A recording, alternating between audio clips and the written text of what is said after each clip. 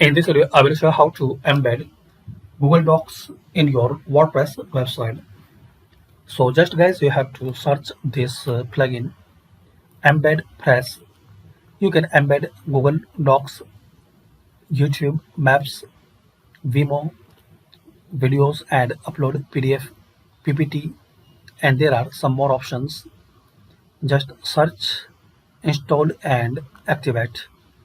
Embed Press lets you embed videos, images, post audio, maps and upload PDF, doc, PPT and all other types of content into your WordPress site. So this is the very useful plugin and popular. As we can see here, a large number of active installation.